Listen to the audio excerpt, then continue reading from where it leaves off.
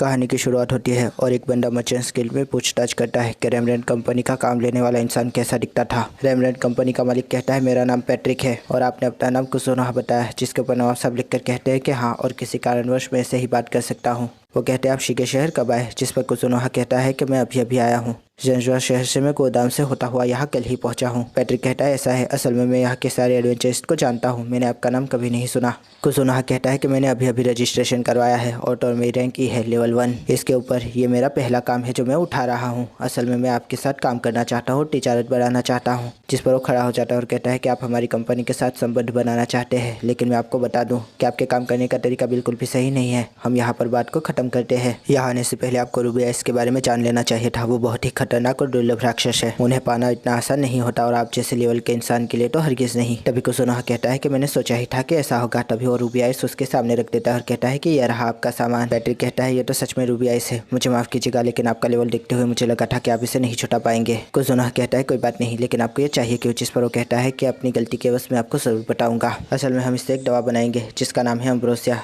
मेरी बीवी और बच्चियां दोनों ही एक शापित बीमारी के लपेटे में आ गई है, तो उसी के लिए मुझे ये चाहिए। कुसुनोहा कहता है कि शापित बीमारी क्या है? जिस पर वो कहता है कि ये विच डॉक्टर्स क्या करते हैं। बटलर कहता है, मालकिन और उनकी दोनों बेटियां 8वें लेवल की शापित बीमारी से ग्रस्त है। पैट्रिक कहता है कि हमने उस विच डॉक्टर को तो पकड़ लिया था, लेकिन उसने आखिरी दम तक हमें कुछ नहीं बताया सिवाय लेवल के। पैट्रिक कहता है कि मैं इसकी दवा बनाने का काम शुरू कर देता हूँ। कुसुनोहा पूछता है कि मैं उससे देख सकता हूँ? जिस पर वो पूछता है, क्यों? कुसुनोहा जवाब में कहता है कि मैं एक आल्केमिस्ट को जानता हूँ जिससे कि काम आसान हो जाएगा। जिस पर वो कहता है कि मुझे बहुत खुशी हुई, अब तक तो मैं भ्रम में ही जी रहा था, लेकिन अब लगता है कि मैं एक कदम आगे बढ़ चुका हूँ। जिस पर कुसुनोहा पूछता है कि एक कदम? जिस पर वो कहता है कि हाँ, 2 आँखों से एक इंसान की दवा बनाई जा सकती है। जिस पर वो कहता है कि अगर ऐसी बात है तो वो 6 आँखें उसके सामने रख देता है और कहता है कि इससे सब बच जाएगी। मालिक और उसके सारे नौकर भावुक हो जाते हैं, वो एक दूसरे को गले लगाते हैं और कहते हैं कि अब सब कुछ ठीक हो जाएगा। नवाब साहब सोचते हैं कि नौकर अपने मालिक को बहुत पसंद करते हैं, क्या बात है। तभी पैट्रिक कहते हैं कि ये आपकी काम की रसीद है, कल से काम शुरू कर दीजिएगा। जिस पर वो कहता है, ठीक है, मैं मर्चेंट्स गिल्ड में अभी जाकर दाखिला ले लेता हूँ। जिस पर वो कहता है कि अभी भी आपने दाखिला नहीं लिया, लेकिन मैं जानता हूँ कि आप टेस्ट पास कर लेंगे। जिस पर वो कहता है कि हाँ बिल्कुल। फिर वो सोचता है कि एक और टेस्ट। वो मर्चेंट्स गिल्ड में दाखिला लेने के लिए आ जाता है। हम देखते हैं कि रिसेप्शनिस्ट उससे अच्छे से बात नहीं कर रही होती, असल में वो डेढ़शानी बन रही होती है। वो कहती है, आपके 2 टेस्ट हो गए, रिटर्न और प्रैक्टिकल। रिटर्न टेस्ट के लिए हमारे पास ये मैनुअल है जिसको आप पढ़ सकते हैं, और प्रैक्टिकल टेस्ट में आपको कुछ चीज़ें जुटानी होगी। उसमें आम बोतलों से लेकर कुछ खास चीज़ें भी आ सकती है। आपको हमारी गिल्ड की मेंबरशिप लेनी होगी, आप सालाना किस्तों पर भी ले सकते हैं। कुसुनोहा सोचता है कि सही कहा, पैसों के बगैर तो बात बिल्कुल नहीं बनेगी। रिसेप्शनिस्ट कहती है कि अगर आप फेल हो गए तो आप अगले 6 महीने तक टेस्ट नहीं दे पाएंगे। जिस पर वो कहता है कि मैनुअल कहाँ है? जिस पर वो कहता है कि ये रहा मेरे हाथ में, इसकी कीमत है 2 सोने के सिक्के। जिस पर वो हैरान हो जाता है। तभी वो कहती है कि कोई बड़ी बात नहीं है, ये ज़रूरी नहीं है, आप चाहे तो इसको पढ़ भी सकते हैं। जिसके ऊपर वो कहता है कि नहीं, मैं खरीदना चाहूँगा। और फिर वो 2 सोने के सिक्के उसके सामने रख देता है और कहता है कि मेरे कुछ पैसे बच गए थे। कुसुनोहा उसके पन्ने पलट के देखने लगता है और तभी वो हक्का बक्का रह जाता है। लड़की कहती है कि इसकी सिट्टी बिट्टी तो अभी से गुम हो गई, लगता है बेचारा बहुत ज़्यादा सदमे में है। कुसुनोहा कहता है, ज़रा सुनिए। जिस पर वो कहती है कि इसमें कोई बड़ी बात नहीं है, इसके कुछ सवालों के जवाब तो मैं भी दे सकती हूँ। जिस पर कुसुनोहा कहता है कि ऐसी कोई बड़ी बात नहीं है, क्या मैं ये टेस्ट अभी दे सकता हूँ? जिस पर वो हैरान हो जाती है। हम देखते हैं कि एग्जामिनर कुछ ज़्यादा ही ओवर हो रहा होता है। वो कहता है कि चलिए आपका टेस्ट शुरू हुआ। कुसुनोहा टेस्ट देने लगता है। वो कहता है कि जैसा कि मैंने सोचा था, बस कैलकुलेशन के सवाल रहे हैं अब। और अगर मैं इन सवालों को अपनी भाषा में अनुवाद करूँ तो ये तो कोई केजी जाने वाला बच्चा भी हल कर सकता है। मुझे से पढ़ाकू लड़के के लिए ये 2 मिनट का काम है। फिर वो कहता है, टेस्ट हो गया। जिस पर एग्जामिनर हैरान हो जाता है। वो कहता है, अभी भी आधा वक्त बचा है, तुम्हें इतनी जल्दी हार नहीं माननी चाहिए, तुम्हें एक और बार कोशिश करनी चाहिए। और तभी वो कहता है कि ये तो सारे सवाल सही है, आखिरकार ये कैसे हो गया? जिस पर नवाब साहब सोचते हैं कि यहाँ का एजुकेशन का लेवल बहुत ही नीचा है, क्या यहाँ पर शिक्षा देने की कोई व्यवस्था है भी या नहीं? जिसके ऊपर एग्जामिनर कहता है कि जल्दी से एक बॉल चुनो। तभी कुसुनोहा 4 नंबर की बैंगनी बॉल निकाल देता है और वो कहता है कि ये तो बहुत खतरनाक है। फिर वो लिस्ट गिनवाने लगता है और कहता है कि ये 4 चीज़ें हैं जो तुम्हें लानी है। जिस पर कुसुनोहा हैरान हो जाता है और कहता है कि ये तो वो खतरनाक चीज़ें हैं। एग्जामिनर कहता है कि आपके पास 3 दिन है, या तो आप ये चीज़ें ले आए या तो इसके बराबर का कुछ और। वैसे मैं ये बता दूं कि ये चीज़ें जुटाना बहुत मुश्किल है, आपकी किस्मत तो फूटी हुई है। नवाब साहब सोचते हैं कि सही कह रहा है ये इंसान, जब से मैं उस देवी से मिला हूँ मेरी किस्मत फूट चुकी है। एग्जामिनर कहता है कि आपको ये सारी चीज़ें जुटाने के लिए कम से कम 50वें लेवल तक का होना पड़ेगा। कुसुनोहा इसी बात पर सोचता है कि तो और उसकी टोली का लेवल तो इससे बहुत ज़्यादा था,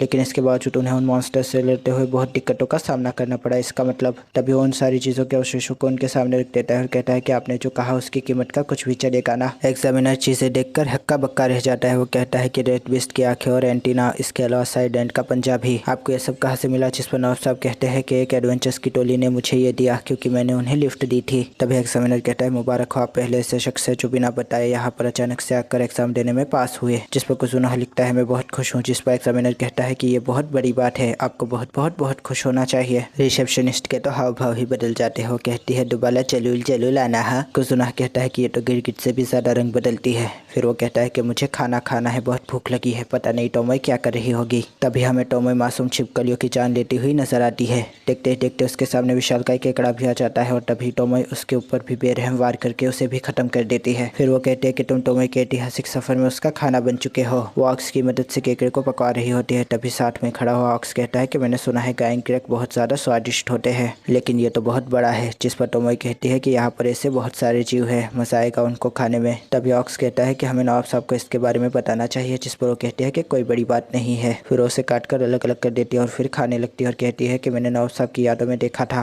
कि वो लोग चुपचाप केकड़े को खाए जा रहे होते हैं। तभी वो सोचती है कि कहीं ये इसके स्वाद की वजह से तो नहीं है। तब ऑक्स कहते हैं कि हाँ बिल्कुल, ये तो लाजवाब है। टोमोई केकड़े का आनंद ले रही होती है। तभी ऑक्स आकर कहता है कि टोमोई जी मियोची यादों को देख रही है। जिस पर टोमोई कहती है कि इसकी यादों को। ऑक्स कहता है नवाब साहब की यादों को। तभी वो सोचती है कि कहीं वो उन यादों को खा तो नहीं जाएगी, लेकिन उनसे मिले ऐतिहासिक नाटक तो मैंने अभी भी नहीं देखे है। फिर वो दौड़ लगा देती है। तभी दूसरा ऑक्स पूछता है कि मियोची नवाब साहब की यादों के साथ क्या कर रही है। तभी ऑक्स कहता है कि कोई बड़ी बात नहीं है, एमा जी ने मुझे कहा था कि मैं टोमोई जी को बता दूं तो मैंने बता दिया। तभी वो कहता है कि तुम एकदम सही वक्त पर आए हो, केकड़ा खाने के लिए एकदम तैयार है। जिस पर वो खुश हो जाता है और कहता है कि क्या सच में? टोमोई मीडिया हाउस का दरवाजा खोल के कहती है कि मियो तुम ऐसा नहीं कर सकती, लेकिन तभी वो देखती है कि मियो वहाँ पर कुछ लिख रही होती है। एमा कहती है कि आप आ गए। जिस पर टोमोई कहती है कि तुमने मुझे यहाँ पर बुलाया था। जिस पर एमा कहती है कि हाँ बिल्कुल, मियो जी आपकी जगह यादों का अनुवाद कर रही है। जिस पर टोमोई सोचती है कि मियो यादों का अनुवाद कर रही है। एमा कहती है कि हाँ, अब मैं चाहती हूँ कि आप भी इनकी मदद करें यादों के अनुवाद में। जिस पर टोमोई कहती है कि तुम ये क्या बात कर रही हो।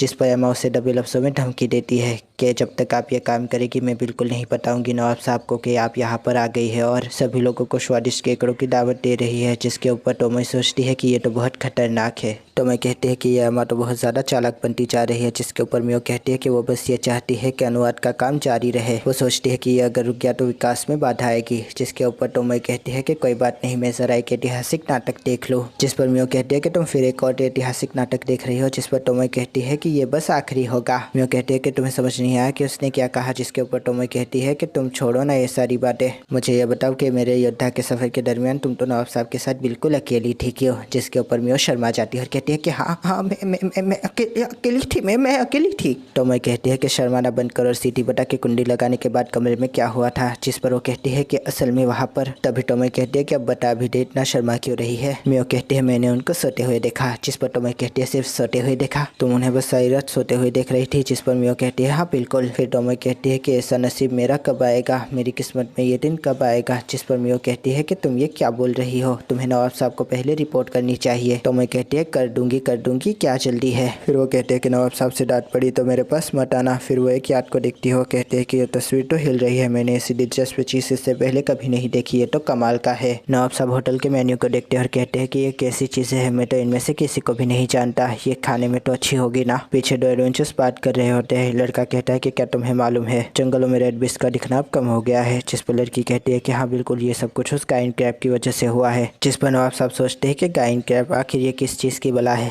तभी नवाब साहब के सामने शरबत रख दिया जाता है। वो सोचते हैं कि कहीं ये खट्टे मीठे नींबू तो नहीं है। फिर वो उसे पीते हैं और मायूस हो जाते हैं और कहते हैं कि ये तो केले का शरबत है। वो कहते हैं कि मुझे एक और कोशिश करनी चाहिए, लेकिन फिर वो कहते हैं कि मुझसे नहीं होगा। नवाब साहब कहते हैं कि मैं डमी प्लेन के खाने को याद कर रहा हूँ। हम देखते हैं कि शीन की जिगर का टुकड़ा वहाँ पर फल को इकट्ठा करवा रही होती है। फिर वो कहती है कि अब इतने फल बहुत है, तुम लोग जा सकते हो। लेकिन वो एक टोकरी से फल उठा के खाने लगती है। तभी नवाब साहब कहते हैं कि ओए। तभी वो कहते हैं कि मैं चोरी नहीं कर रही थी, मैं तो बस एक चक्के देख रही थी। जिस पर नवाब साहब कहते हैं कि मैं तो मजाक कर रहा था, तुम खा सकती हो। दरअसल मैं भी यहाँ खाना खाने ही आया हूँ। फिर वो दोनों ही फल खाने लगते हैं। नवाब साहब कहते हैं कि इन फलों का तो कोई जवाब ही नहीं। तभी शीन की जिगर का टुकड़ा कहते हैं कि जितना सोचा था उतने फल नहीं पैदा हो पाए इस बार। तो नवाब साहब कहते हैं ऐसा क्या? वो कहते हैं कि यहाँ के मौसम का कुछ भरोसा नहीं, कभी गर्मी होती है कभी सर्दी, और पिछले हफ्ते तो बर्फ पड़ी थी, जिस पर नवाब साहब सोचते हैं कि ये तो सच कह रही है। मुझे इसकी वजह जल्द ही पता लगवानी होगी, वरना हमारी तिजारत तबाह हो जाएगी। फिर वो पूछता है कि हमारे मायावी शहर का काम कहाँ तक पहुँचा। शिन की जिगर का टुकड़ा कहती है कि आप जिस तरह का शहर चाहते हैं वो बना नहीं पा रहे क्योंकि वो कंफ्यूज है। नवाब साहब कहते हैं ऐसा क्या, लेकिन मैंने उनसे सीधी सीधी ही तो बात की थी। चलो अब आपको बताते हैं कि मायावी शहर क्या है।